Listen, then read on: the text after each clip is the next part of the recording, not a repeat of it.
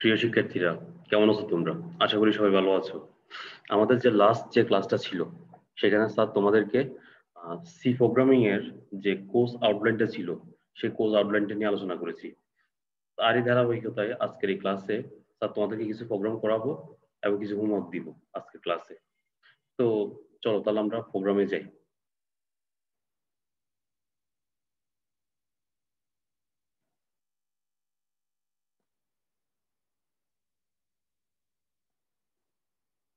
তোমাদের মনে আছে স্যার তোমাদেরকে কি করাইছিলাম লাস্ট ক্লাসে?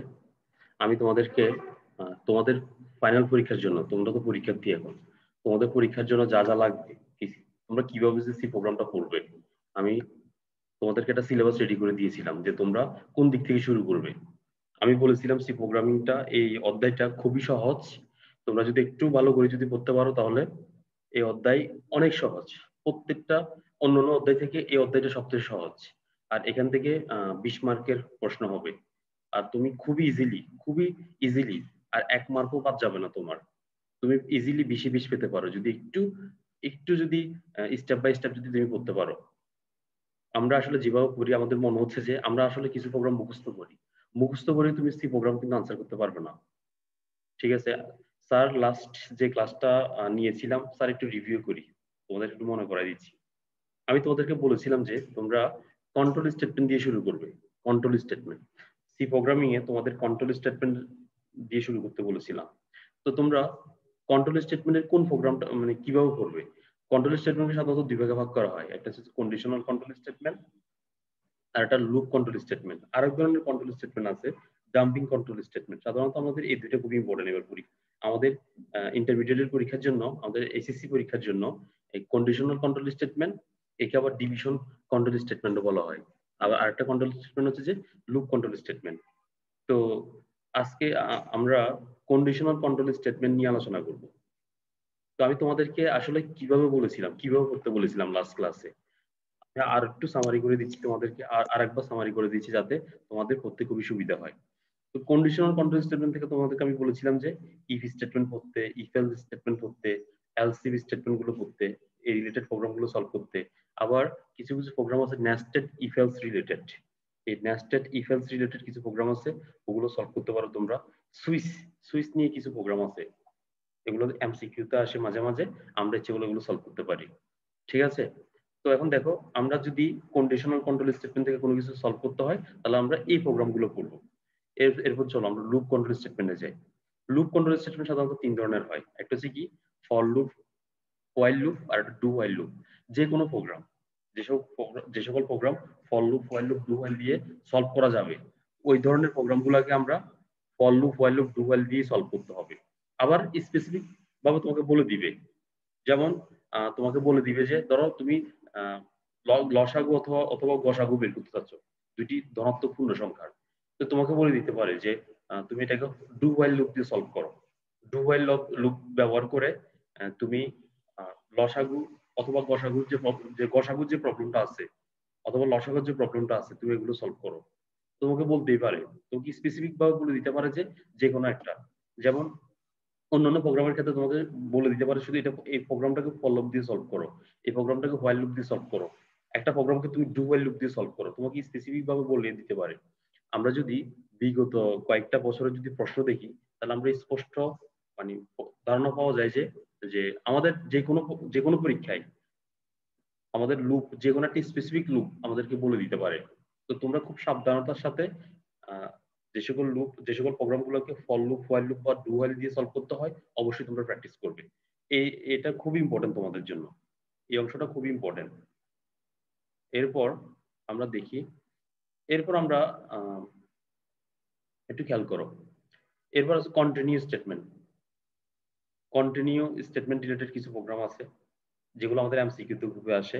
আমাদের কন্টিনিউ স্টেটমেন্ট রিলেটেড কিছু প্রবলেম সলভ করতে হবে, আমাদেরকে ব্রেক রিলেটেড কিছু প্রবলেম সলভ করতে হবে, আমাদের গো টু রিলেটেড, বিশেষ করে জিসিএম, জিসিডি এবং এলসিএম, এই দুইটা পরীক্ষা আমরা জিসিডি অথবা এলসিএম যেগুলো করি, অর্থাৎ লসাগু আর গসাগু যেগুলো করি, আমরা সাধারণত গোটি স্টেটমেন্ট দিয়ে সলভ করে থাকি। তো গোটি স্টেটমেন্ট দিয়ে তোমাদের তোমাদের পরীক্ষায় এটা খুবই ইম্পর্টেন্ট তোমাদের জন্য। দেখো, দুটি পূর্ণ সংখ্যার লসাগু নির্ণয়ের জন্য সি প্রোগ্রামিং ভাষায় একটা প্রোগ্রাম লিখতে বলছে। দুটি ধনাত্মক পূর্ণ সংখ্যা, দুটি পূর্ণ সংখ্যার লসাগু নির্ণয়, দুটি পূর্ণ সংখ্যার গসাগু নির্ণয়।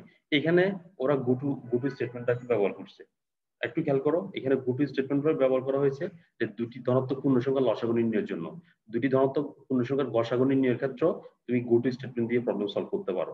তো এটা খুব ইম্পর্টেন্ট। এটা সাধারণত প্রোগ্রামে খুব কম ইউজ করা হয় এই গোটু স্টেটমেন্টটা, কিন্তু লুপ অনেক ক্ষেত্রে লুপ কন্ট্রোল স্টেটমেন্ট ব্যবহার না করে সাধারণত গোটু স্টেটমেন্ট ব্যবহার করা হয়। গোটু স্টেটমেন্ট ব্যবহার করলে প্রোগ্রামটা একটি জটিল এবং বিভ্রান্তি সৃষ্টি হয়, কিন্তু কিছু কিছু ক্ষেত্রে গোটু স্টেটমেন্ট ব্যবহার করার জন্য তোমার প্রোগ্রামটা সলভ করতে অনেক সহজ হবে। আমরা এলসিএম যখন সলভ করব আমরা দেখবো তো কিভাবে গোটু স্টেটমেন্ট দিয়ে জিসিডি এবং এলসিএম এর যে সমস্যা আছে সমস্যাগুলো সমাধান করা যায়। এরপর দেখো, এরপর আমি তোমাদেরকে বলেছিলাম যে অ্যারে দিয়ে প্রবলেম সলভ করতে। আমরা অ্যারে দিয়ে কিছু প্রবলেম সলভ করব। এই বছর তো পরীক্ষা হয় নাই, সবাই অটো পাস দিয়ে দিয়েছে সরকার, কিন্তু এই বছরের যে আগের বছরের যে পরীক্ষা কিন্তু অ্যারে দিয়ে একটা প্রোগ্রাম আসছিল। অ্যারেটা পরীক্ষার জন্য খুবই ইম্পর্টেন্ট। অ্যারে রিলেটেড আমরা যে সমস্যাগুলো আছে, এরপর আমাদের অ্যারে রিলেটেড প্রবলেমগুলো সলভ করতে হবে। এরপর হচ্ছে যে ফাংশন।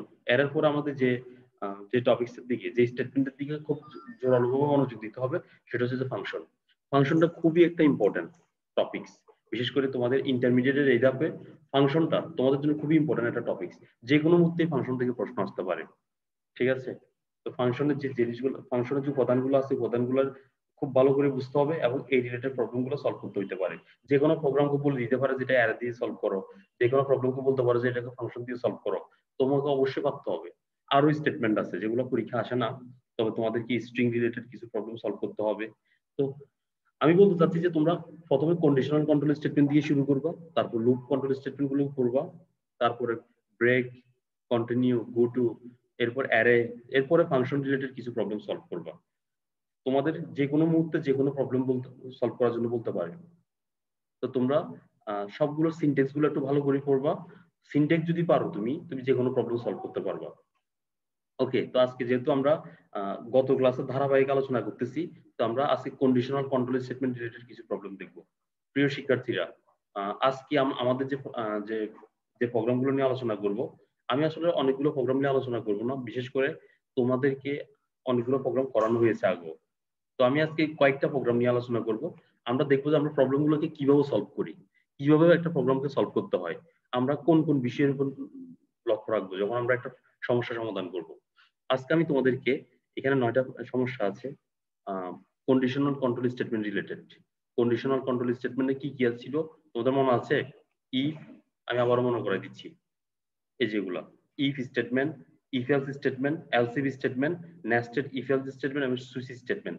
আমরা এই কিছু প্রবলেমকে, এই যে সমস্যাগুলো আছে এই সমস্যাগুলোকে ওই কন্ডিশনাল কন্ট্রোল স্টেটমেন্ট দিয়ে সলভ করব, ঠিক আছে? তো আমি প্রথমে এগুলো এই প্রবলেমগুলো করাইছিলাম তোমাদেরকে, আমি এখানে যাচ্ছি না, আমি একটু লসাগু গসাগুতে যাই। আচ্ছা, লসাগু গসাগুতে একটু যাই। এখানে ইফ এলসও আছে আবার গো টু আছে, এটা দিয়ে একটা প্রবলেম সলভ করার চেষ্টা করি।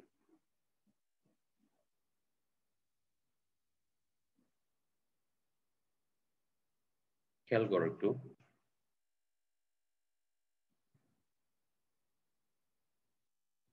আমি তোমাদেরকে একটু আগে বলেছিলাম যে সমস্যা কিভাবে সমাধান করতে হয়। দেখো, আমরা আজকে এই লসাগু দেখবো। দুটি পূর্ণ সংখ্যার লসাগু নির্ণয়ের জন্য একটা অ্যালগোরিদম দেখবো, ফ্লোচার্ট দেখবো। আমরা অ্যালগোরিদমটা একটু নিজেরা করে নিব, কারণ এটা আমরা বুঝবো। ফ্লোচার্ট যখন করব, অ্যালগোরিদম কি? অ্যালগোরিদম হচ্ছে যে কোনো একটা সমস্যাকে ধাপে ধাপে ভাগ করে ধাপে ধাপে সমাধান করার নাম হচ্ছে যে অ্যালগোরিদম।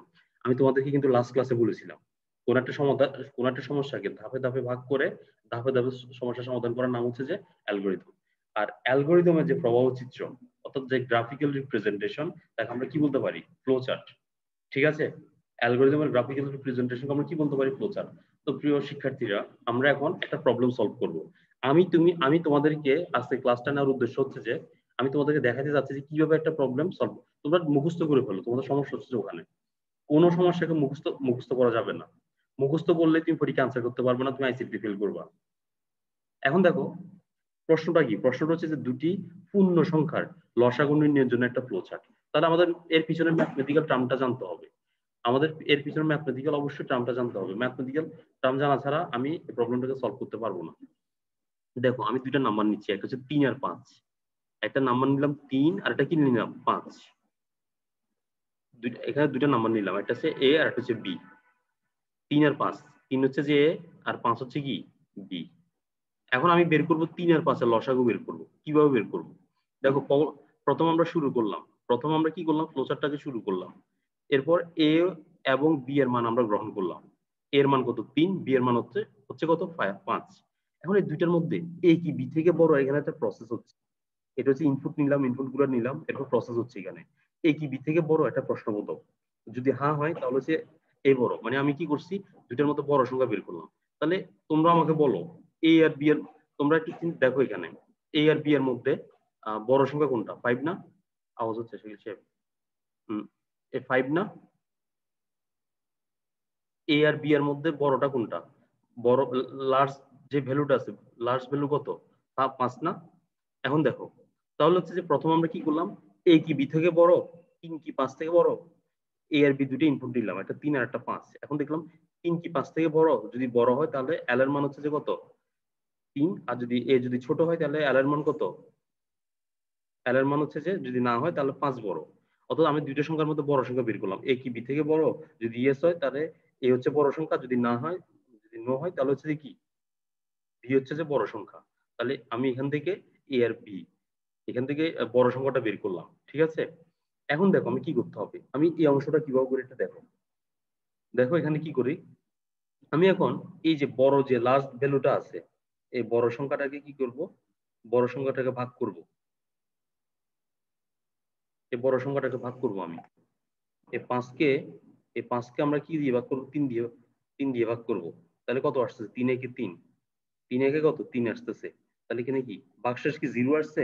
0 আসে নাই। এখানে কি 2 আসছে, তার মানে কি 0 আসে নাই। আবার 5কে 5 দিয়ে ভাগ করব। 5কে কত দিয়ে ভাগ করব? 5 দিয়ে ভাগ করব। 5 একে কত 5, এখানে 0 আসছে। প্রিয় শিক্ষার্থীরা আমি আবার একটু রিপিট করতেছি, আমরা দুইটা নাম্বার নিলাম, একটা হচ্ছে এ আর একটা হচ্ছে বি। এ হচ্ছে যে 3 আর বি হচ্ছে কত 5। আমরা দুইটা সংখ্যার মধ্যে বড় সংখ্যা বের করছি, এ কি বি থেকে বড়? আমরা বড় সংখ্যা পাই, দুইটার মধ্যে বড় কোনটা? 5। এ কি বি থেকে বড়? বড় হলে এ বড়, আদারওয়াইজ বি বড়। তার মানে দুইটা সংখ্যার মধ্যে লাস্ট ভ্যালু হচ্ছে 5। এই যে 5 কে ভাগ করব কত দিয়ে? 3 দিয়ে ভাগ করব, আর হচ্ছে 5 দিয়ে ভাগ করব। যদি এই দুইটা জায়গায় যদি এখানে ভাগশেষ যদি 0 আসতো, তাহলে এটা ছিল যে আমাদের, এটা হচ্ছে যে আমাদের লসাগু। আমাদের লসাগু কত? 5 হইতো। কিন্তু আমরা খেয়াল করতেছি, দেখো এখানে কিন্তু লসাগু ভাগশেষ কিন্তু 0 আসে নাই। ভাগশেষ কি 0 আসছে? ভাগশেষ কিন্তু 0 আসে নাই। তার মানে আমাদের এটা লসাগু হইতে পারবে না। যদি এরকম দেখো, আমরা যে বড় সংখ্যা যেটা আছে এটাকে কি করছি, মড এ, এল মড এ ইকুয়ালস 0। মানে কি, এল কে মড করব, ভাগ করবে দিয়ে, ভাগশেষ কত 0 আসছে? আসে নাই। এই ক্ষেত্রে 0 কিন্তু আসে নাই, এই ক্ষেত্রে 0 আসে নাই। আবার এল কে বি দিয়ে ভাগ করব, এই ক্ষেত্রে 0 আসছে, এই ক্ষেত্রে 0 আসছে। কিন্তু একটা 0 আসলে হবে না। যদি দুই ক্ষেত্রে যদি 0 আসে, যদি হ্যাঁ হয়, তাহলে এল এর মানটা হচ্ছে যে কি লসাগু। এবার আমাদের প্রোগ্রামটা শেষ হয়ে যাবে। আর যদি না হয় তাহলে এল এর মান কি করবো, এখানে দেখো এল এর মান 1 বাড়বে। এল এর মান এখন কত? এল এর মান হচ্ছে যে এখন হচ্ছে 5। তাহলে কি হবে 5 প্লাস 1, 5 প্লাস 1 তাহলে কত হবে 6। এল এর মান এখন কত 6। এবার এই 6 কে কি করব, আমি 3 দিয়ে ভাগ করব। 6 কে 3 দিয়ে ভাগ করলে কিন্তু ভাগশেষ 0 আসতেছে, 3 দুগুণে 6। আবার 6 কে যখন আমি 5 দিয়ে ভাগ করব, ভাগশেষ কিন্তু 0 আসতেছে না। প্রিয় শিক্ষার্থীরা, আমাদের এই যে 6 কে যখন আমরা 3 দিয়ে এবং 5 দিয়ে ভাগ করব, দুই ক্ষেত্রেই ভাগশেষ 0 আসতে হবে। যদি দুই ক্ষেত্রে 0 আসে, আমাদের যে নিউ যে এল এর মান, এই এল এর মান হবে যে আমাদের কি লসাগু। আর যদি তাও না হয়, তাহলে এই 6 হয়ে যাবে 7, এল এর মান কত বাড়বে? 1 বাড়বে। এবং আবার ভাগ করব। ঠিক আছে, এই 7 কে কি 3 দিয়ে ভাগ করা যাবে? 0 আসবে? আসবে না। 7 কে 5 দিয়ে ভাগ যাবে? যাবে না। তার মানে কি এল এর মান, তাহলে আমরা এল এর মানটাকে লসাগু হিসাবে প্রদর্শন করে প্রোগ্রামটাকে শেষ করতে পারবো না। আমাদের কি করতে হবে, এল এর মানটাকে আরেক বাড়াইতে হবে 8।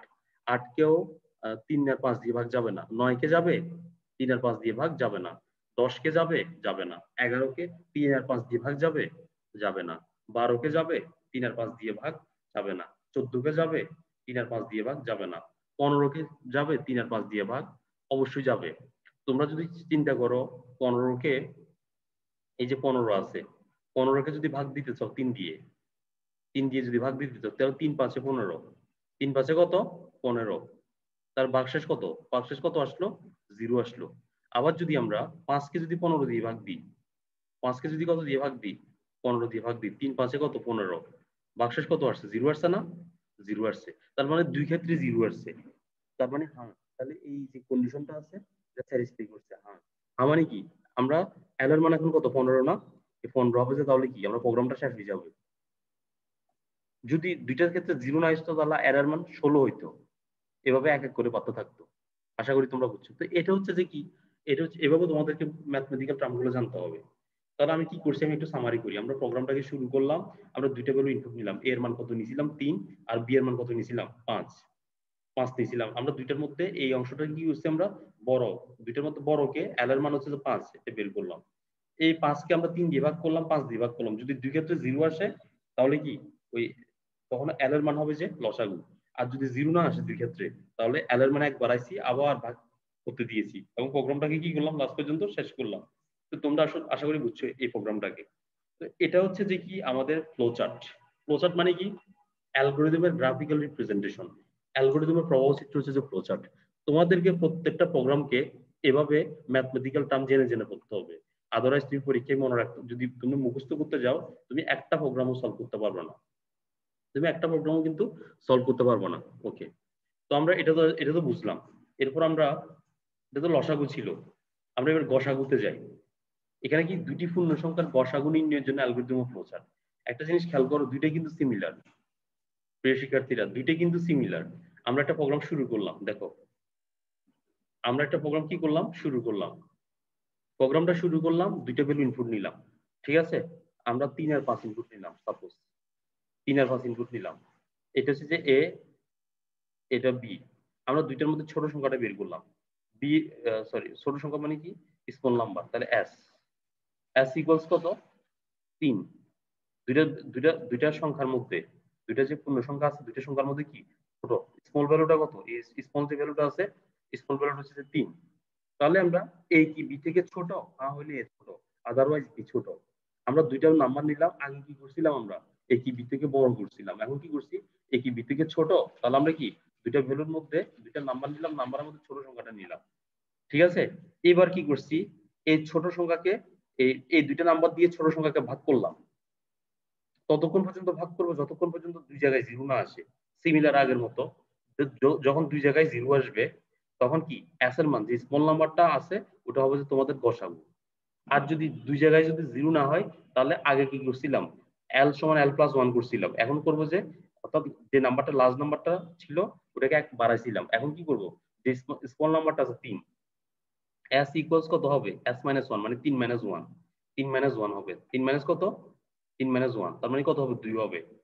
এস এর মান হয়ে যাবে এখন 2, এক কমবে, আবার ভাগ করতে দিব, এই 2 কে আবার 3 আর 5 দিয়ে ভাগ করতে দিব।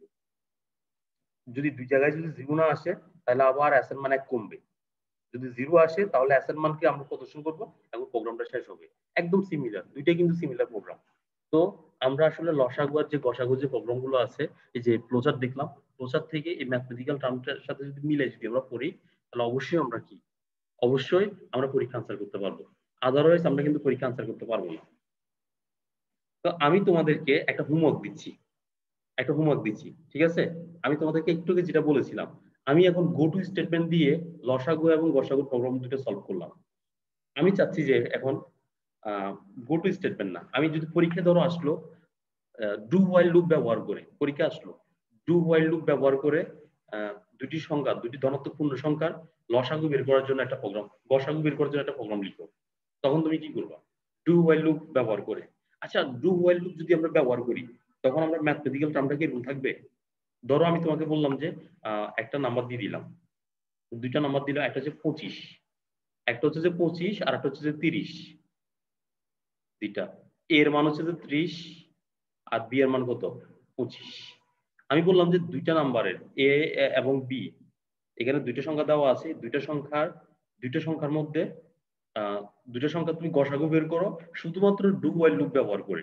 তো প্রিয় শিক্ষার্থীরা তোমরা তখন কিভাবে বের করবে, আমি তোমাদেরকে বলে দিচ্ছি 30 কে ভাগ করবো আমরা 25 দিয়ে। আমরা প্রথমে 30 কে ভাগ করতেছি কত দিয়ে? 25 দিয়ে। তাহলে আমি 30 কে ভাগ করতেছি 25 দিয়ে। 25 কে 25, 25 কে কত? 25। তাহলে এখানে বিয়োগ করলে কত থাকে? 5 থাকে। ভাগশেষ কত থাকে? 5 থাকে। দেখো এটা হচ্ছে যে a 30, এটা হচ্ছে b, যেটা ভাগশেষ ডিভাইজার সেটা কত হবে? d ইকুয়ালস কত? 5। আমাদের তো এখানে 5 আসছে। যদি ডিটা যদি 0 আসতো, ডিটা যদি 0 আসতো, আমি ডু হোয়াইল লুপের কথা কেন বলছি? কারণ ডু হোয়াইল লুপের মধ্যে হোয়াইলের মধ্যে ততক্ষণ পর্যন্ত করতে হবে যতক্ষণ পর্যন্ত 0 না হয়।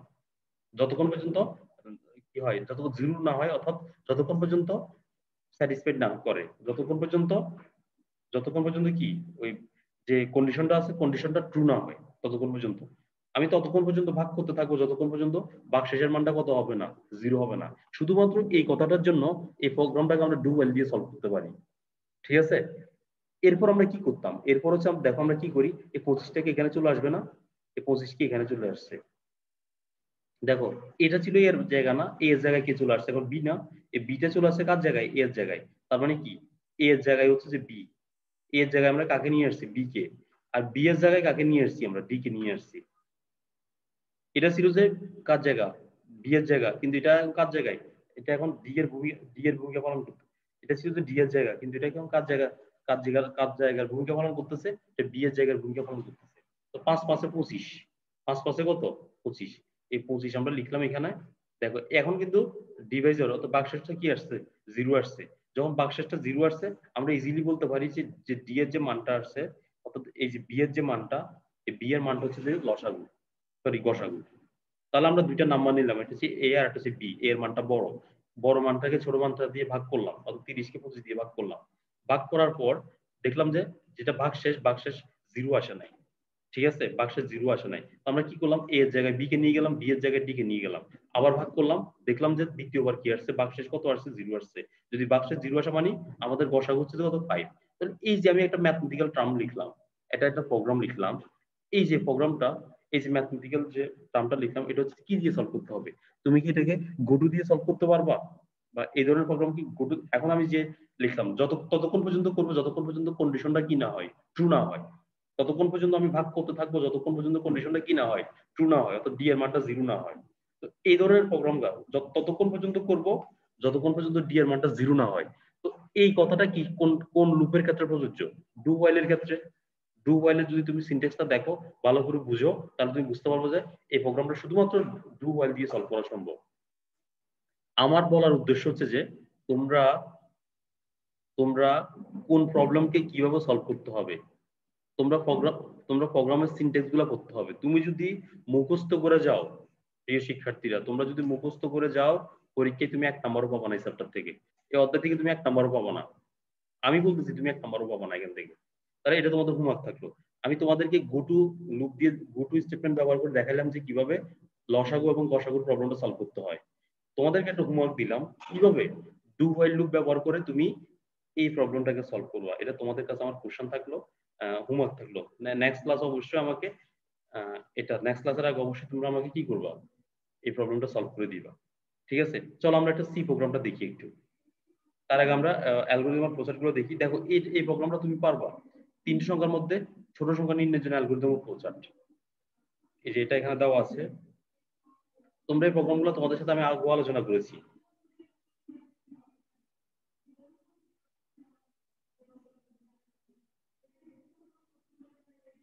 তো দেখো আমি যে দুইটা প্রোগ্রাম তোমাদের পড়াইলাম, ওই দুইটা প্রোগ্রামের একটু ইয়েটা দেখি, সি প্রোগ্রামটা একটু দেখি।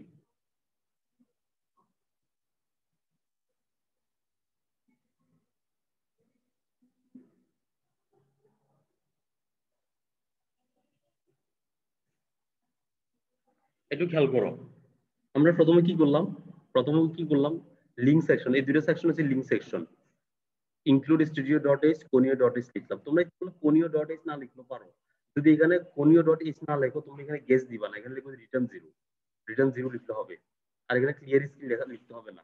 ওকে, মেইন ফাংশনটা শুরু করলাম। তাহলে আমরা জানি যে মেইন ফাংশনের নিচে কি থাকে সবসময়? Local variable declaration. আমরা মেইন ফাংশনের নিচে সবসময় কি করতে হয়? লোকাল ভেরিয়েবল ডিক্লেয়ার করতে হয়। আমি তোমাদেরকে মনে করে দিচ্ছি, আমি একটু আগে যে প্রোগ্রামটা করাইছি ওই প্রোগ্রামটা সেম এটাই।